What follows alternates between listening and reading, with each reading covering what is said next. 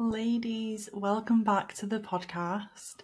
I want to talk to you today about traits that successful women have in common that I have noticed from the clients who've worked with me who've got the greatest results. I've worked with some pretty incredible, successful, ambitious, inspiring women, and I wanted to look back on what they have in common and the shifts that they've either come into our work already with, or they've been able to cultivate. For many of them, they've been able to cultivate these mindset shifts within our work. Before I dive in, I do want to share with you that I am taking new applications for one-to-one clients. If you'd love to discover my one-to-one program, Surviving to Thriving, I'll pop it in the show notes for you to take a look. There's an application link in there. I really recommend you reach out if you are feeling called to work together on a deeper, more bespoke, more intimate level in 2024. This is my highest level offer container. It's literally like you're my VIP. If you work with me for 6 months, you literally get a VIP day where you are treated like my VIP. So there's all sorts of, magic available for you in this work. But if you are curious, if you are feeling called to find out more, I'll leave the link in the show notes for you, and you can always reach out to me with any questions on Instagram DMs, or if you're not on Instagram, please feel free to email as well, support@horrocks.com. 5 traits that successful women share. And you might hear some of these and feel inspired. You might think, I want to embody that. I want to learn that. I want to shift into that. I want to step into that. So maybe take note of the one that resonates with you the most and let me know on Instagram DM. The first thing I notice about my most successful clients is they trust their gut and they move quickly from there. We work on this heavily inside my one-to-one work because self-trust for me is one of the most important things you can have in your healing, growth, and manifestation journey. If you do not trust yourself, you are not going to be able to make decisions. You are not going to be able to move forward because you're constantly going to be second guessing yourself. You're going to be asking friends and family for their opinion. You're going to be researching and getting stuck in that research and self-awareness trap that I spoke a lot about in last week's episode. The clients who have moved forward the most in our work together have really trusted themselves and acted quickly. A lot of this comes down to being tapped into your intuition, really trusting that when you move from that fuck yes place, everything always works out for the best. And when you ignore that intuition, when you go against it, when you wait on making a decision and therefore ignore that gut feeling that's saying, yes, this is it, you either slow down your own progress or you have some mess to undo. And we've all been there, right? You've made a decision ignoring your gut and you've later felt like, fuck, I should have listened to myself. And what I've noticed as we move forward in the program, clients trust themselves more and more. And I think a lot of this comes down as well to having a really beautiful mirror held up to you when you are trying to hand over your power. As a coach, something I do a lot is say, what do you think? Right? What do you think? What do you want to do? My philosophy, the way I work, is about empowering you and placing the power in your hands. And when someone has been nurtured in that way for months at a time, you get to this place where you know what you want to do, and so you just do it. You don't wait, you don't second guess, you don't wait for that old like self-doubt to creep in, or the reasons why you should or you shouldn't do it, the pros and cons list, whatever else. You trust yourself and you move quickly. And I think that energy of moving quickly, that requires a lot of bravery, doesn't it? A brave soul, you know, to move quickly. But I've seen it time and time again, whether it comes to career goals, whether it comes to clients who are running like multi-7-figure businesses. They get a feeling that they need to do something and they do it. The second thing that I see successful women have is this sense of devotion to themselves and their dreams. And devotion for me is such a gorgeous word because it runs in parallel with the word discipline, which for so many people is like a dirty word. And I could do a whole podcast episode on that. I probably have said it before. I'm pretty sure it was included in my 30 lessons at 30. But devotion for me is a word that encompasses that feminine energy of goal setting. Because devotion feels more like heart-led. It feels like this is my vision, this is my heart's desire to feel this way, or to earn this money, or to move into this home, or to build this company, or to go traveling, or whatever that big goal is, right? Devotion feels like going all fucking in on that, committing to it. It includes boundaries, it includes consistency, it includes investing their resources within that goal, investing into themselves so that they can continue moving forward. Like, there's no question that they would not have it. It's like that sense of unwavering faith. And I feel like that word devotion really lends itself to cultivating that within yourself, that feeling of, no, this is happening, this is unfolding, this is like, I will move into this home, or I will get this dream job, or I will earn this level of money in my business, or I will have this life for my family.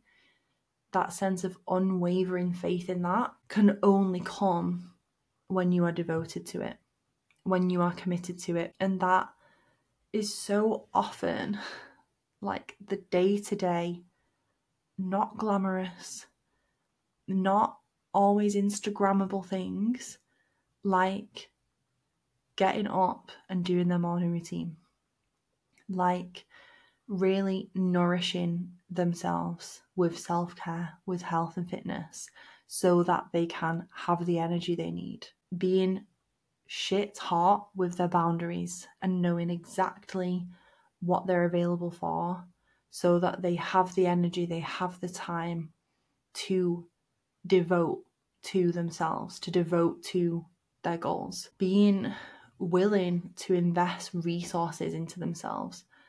Yes, money. Someone who's working one-to-one with a coach like me to witness their highest expression, like witnessing them soaring up to the top of the mountain, whatever that means for them, growing their business, building the life that they desire for their family, the deepest like healing work that they've ever done, you know, inner child healing to the point where like they access so much more freedom and joy in their life. Someone willing to go there is a fucking winner, in my opinion.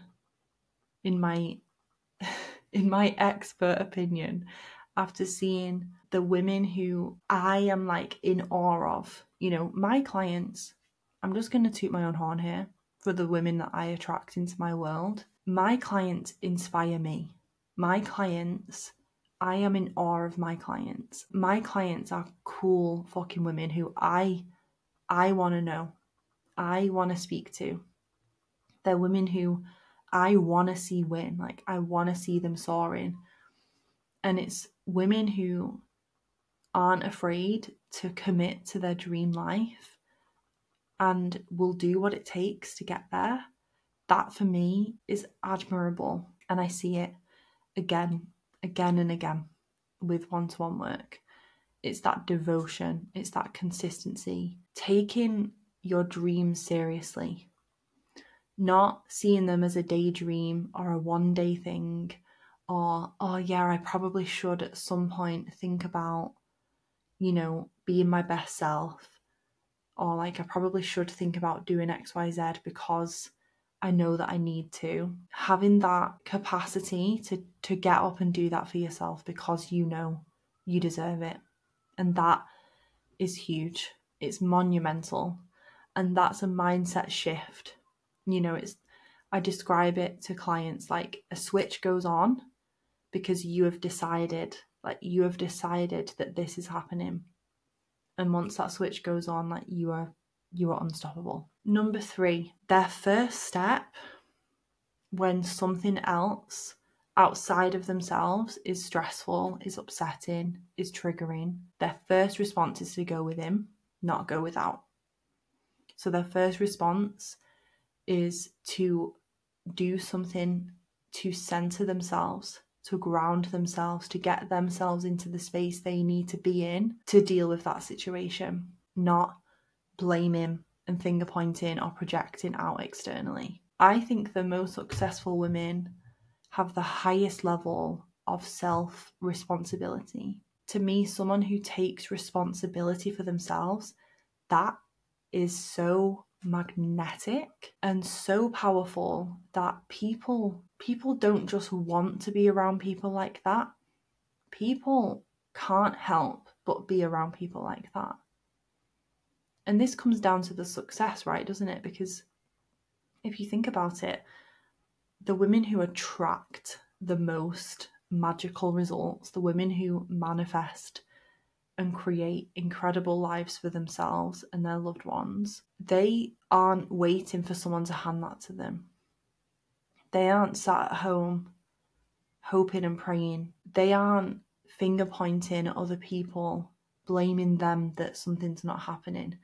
They are taking radical responsibility for themselves and they are making moves in the world. And that goes for, of course, the very practical action taking, but it also goes for the inner work. My clients they get to a point where they have this toolkit. We've worked on a lot of stuff within our sessions, but then they also have these tools for themselves where they are like, I described it to one of my clients like a nervous system ninja, like triggered, naming it, feeling it, being able to process it, move through it. It's that resilience. It's that like bounce back ability, especially when you're doing the deeper healing work that, is within one-to-one work where you're healing a lot of the root causes of old stories, old triggers, old beliefs, old childhood stuff, right? The more you do that, the more resilient you're going to be in your day-to-day life. And the more you're going to be able to respond in situations rather than react. Shit is hitting the fan. That's my turn to go inward, to make sure I am grounded, I am centered, I am assertive, I am fully like embodied and authentic and me in this moment, so that when I respond, I'm responding from that place. I'm not reacting. I'm not making the situation worse. I'm managing the situation for myself. And that goes for if like something externally is happening that's outside of their control, like, a conflict that someone else has brought up. But it also goes for when they're feeling stressed or they're feeling triggered or they're, it's like they're able to take responsibility for that and fully own it and have a human moment. This isn't about being fully enlightened and never feeling, anything negative, never being stressed, never whatever, right? We're all human. And the most like inspiring, successful women I work with will, break down in tears or send me a voice note, like panicking about something, because we can all have human moments, and those will not disappear, because life is life and life is going to happen. It's how you respond to a situation is the key differentiator here.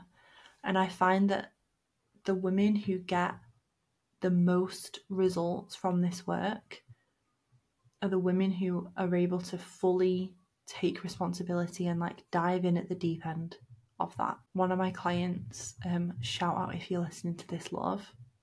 I loved when you said this. One of my clients said in a voice note, a trigger is a blessing, because it's like it's an invitation to heal something. And I just fucking love that mentality and that mindset. Not a trigger is horrible and it's something that I now need to avoid at all costs and like skirt around this issue, and everyone else in my life needs to change their behavior so that I'm not triggered. No, a trigger is a blessing, because it's an invitation for you to go deeper within yourself, to love yourself more, to process that for yourself, to practice using the skill set and the tools that you have to advocate for yourself in that moment. And of course, some things we need to cover, you need that external support, and that's what it's there for. That's what our sessions are for in one-to-one work. But the successful women I know and work with, they take responsibility for that. The fourth thing on allowing, the successful women I know allow themselves to allow receivership in their life. This is one of the most underrated skills that women miss. Women miss out on, women neglect, and then wonder why they feel so fucking burnt out and constantly in survival mode. Successful women allow themselves to receive. A woman who knows that she wants to be at the top of her game in her health, in her relationship, in her family life, in her work, in her finances, she knows that she cannot reach that point and manifest those results if she does not allow herself to receiving support from me, right? Is one of the main things of this in all those different areas. She's allowing herself to receive help. She's allowing herself to ask for help. If she's struggling with something, she doesn't think like a martyr and think, oh, I'll just sacrifice myself for this and overwork and overstretch. She pauses and thinks, what do I need in this moment? And if you struggle with this, ladies, that's a great journal prompt for you to scribble down. It's one I shared with one of my incredible long-standing clients who, when she came to work with me, struggled so much with, after a whole life, making every decision for other people. What do other people need? What do other people want? That she didn't even know what she needed or what she wanted to receive that day, to be supported. So we started so small with that journal prompt. What do I need in this moment? And successful women can pause when they're stressed, when they feel their nervous system going into that survival mode, feeling activated, feeling overstretched, or feeling like this is a lot to deal with. They can go into that zone and ask themselves, what do I need in this moment?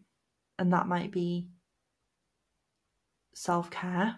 It might be, I need to delegate something, I need to outsource, I need to ask for help, have a day off or take a bath, whatever it is. But again, coming back around to that self-responsibility, self-advocacy, knowing that they deserve to receive and they're worthy of receiving that, and then allowing themselves to receive it. Because in receiving, in the energy of receiving, you are manifesting, you are magnetic. You cannot allow more into your life if you do not already allow yourself to receive what you have. That would be a great place to start if you're resonating with this. Allowing yourself to receive in small ways, and it can be as simple as that journal prompt. What do I need in this moment? Number 5 is see the bigger picture in decision making. They play the long game.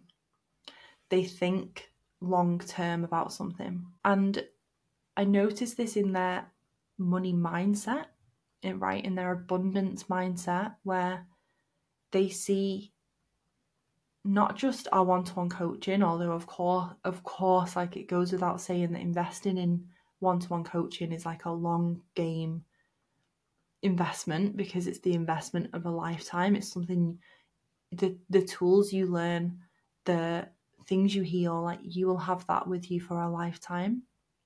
But even in other ways, like how they outsource things around the house, things they invest in, things they purchase, things that they buy or do for themselves, they think longer term.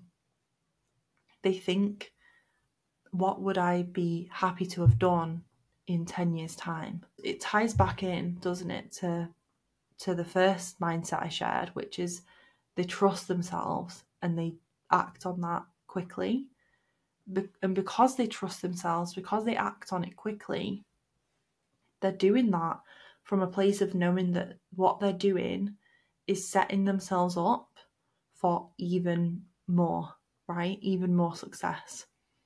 So some examples I've put here.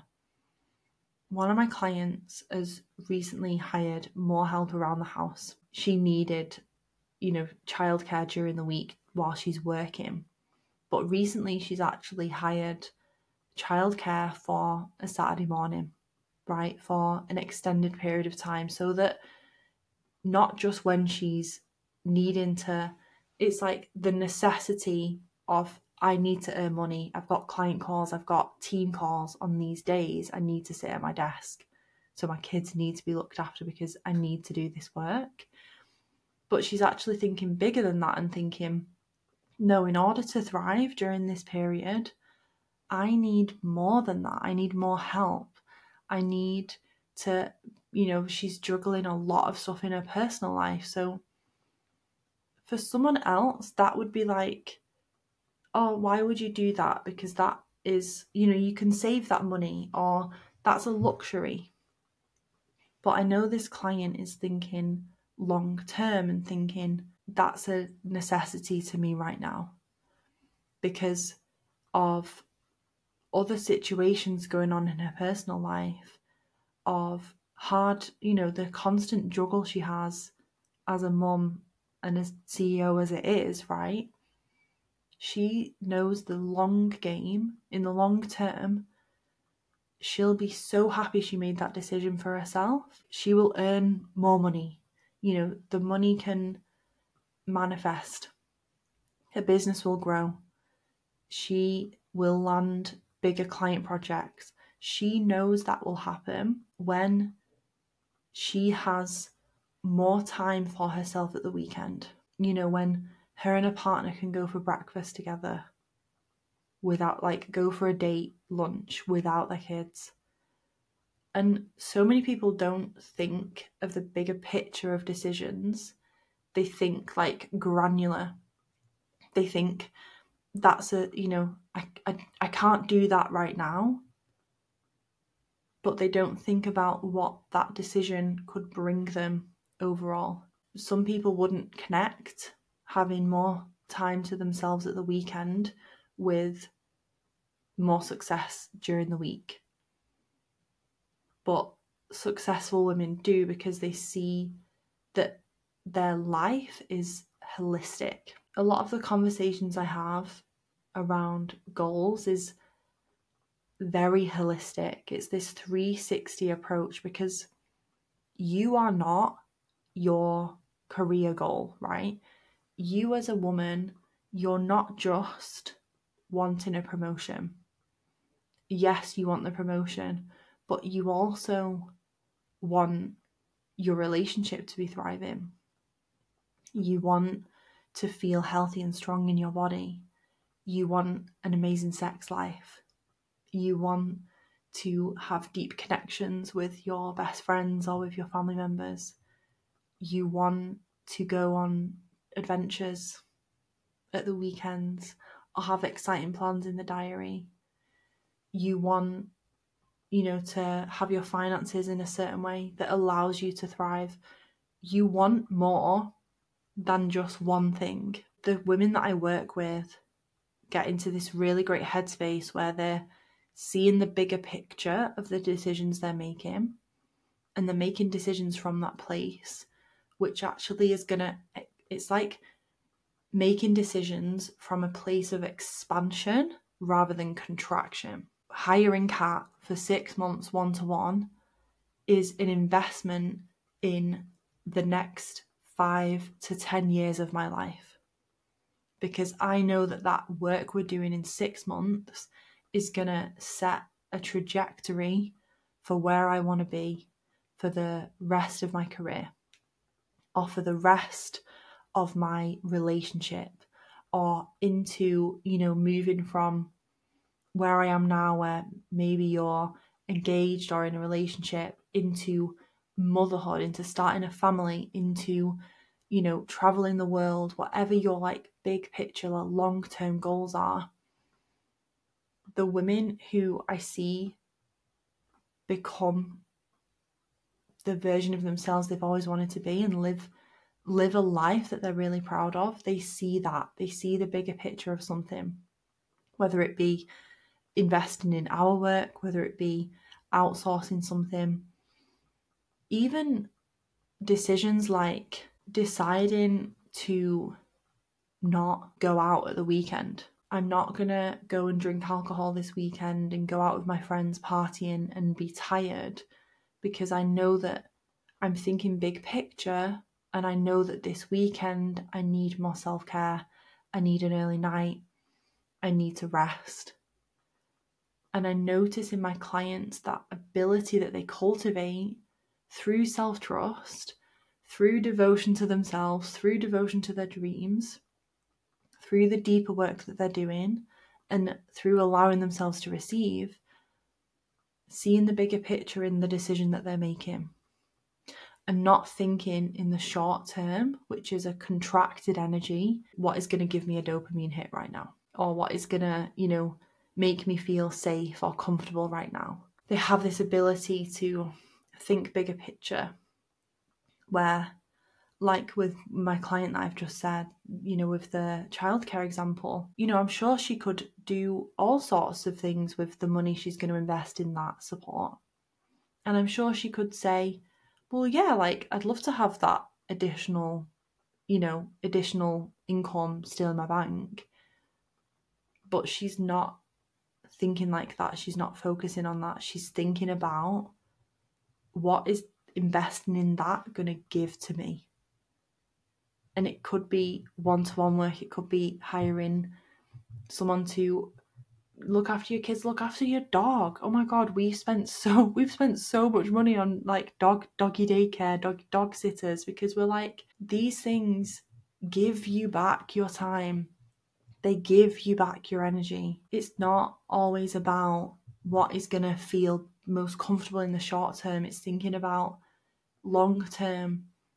In a year's time, looking back on these decisions you're making, will you have filled your cup up more and have more capacity and be able to create more success in your life if you made a decision now that would set you up for that? That is such a powerful mindset shift. I want to recap here 5 traits that successful women share, 5 traits that I see in my clients as we move through the one-to-one program, that when they cultivate these, they get incredible results. The first one is trusting their gut and moving quickly from there. The second one is devotion to themselves and their dreams, unwavering devotion and faith that it is gonna fucking happen. The third thing is going within rather than without. So noticing that in a stressful situation, their first response is to go within themselves, center themselves so they can respond rather than react. And having that sense of radical self-responsibility for their actions, their behavior, their response. The fourth thing is allowing themselves to receive support, to ask for help, to outsource, to delegate. The fifth and final thing is seeing the bigger picture in the decisions they're making decisions that are going to be expansive for them long term and not just comfortable and contracting them in that moment, such as investing in themselves or even making decisions to say no to something now so that they can feel better long term. Like my client who, decided to cancel something and stay in and relax at the weekend and take time for herself because she knew that's what she needed. That was more expansive than the quick dopamine hit of being able to go out partying and drinking at the weekend. I would love to hear if this episode has inspired you, and is there a certain mindset shift, a certain trait that you're really working on embodying? If you're interested in my one-to-one program, I would love to hear from you. I would love you to be feeling the benefits and the shifts like these within your own life, within your own goals in the next 6 months. So if you want to learn more about that, head to the show notes and please feel free to DM me on Instagram if you'd rather chat back and forth around your goals, your situation, get your questions answered, all that good stuff. I am sending you tons of love. Thank you so much for tuning in as always, and I'll speak to you very soon.